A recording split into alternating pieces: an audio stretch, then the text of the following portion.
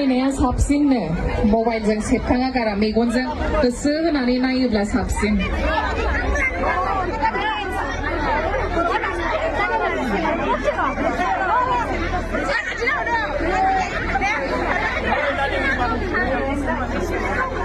बिथां गेमस्रि दैमारि आं एसे माने मा बुंनो जागासिनो दानि सोरबा आंखौ खावलायाव बिदि हमनानै माने आखाइजों खैबारबा खुदुमहरबाय सोरमोन बियो आखाइ थिखोलाय आयु आयु एसेबां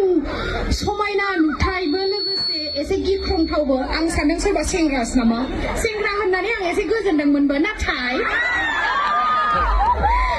जोंहा आब' मा जागोन सोमोन्दोआवहाय मादै आब' बिथांमोना आंखौ एसेबां अननानै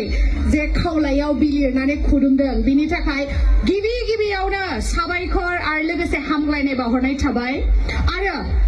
दिनैनि जा आसाम स्टेट प्रिमियार लीगखौ जाय बिथांमोना खुंदों बिथांमोननिसिम साबायखर आरो बिथांमोननि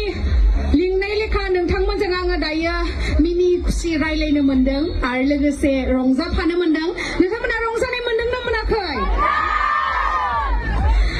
आंथ' मोसानायनिख्रुइ बांसिन नोंथांमोननि जा मिनिनाय महर बेखौ नुनानै आं बांसिन गोजोननाय मोनदों नोंथांमोना गोजोननाय मोनमारदोंना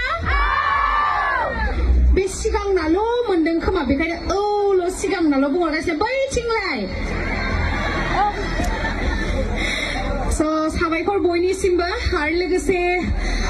एसे खेबसे मोसाबावगौमोन आङो नाथाय समनि आंखाल आरो लोगोसे नोंथांमोनजों जिहेतु खाथियाव थानानै रायलायनो गोसो बेनि थाखायनो बिथांमोना मोसानायखौ दोनथ'नानै दायो नोंथांमोनजों रायलायनो थाखाय आंखौ खाबु होबाय आरो लोगोसे एसेबां बाख्नायथाव खोथा जोंहा एंकारा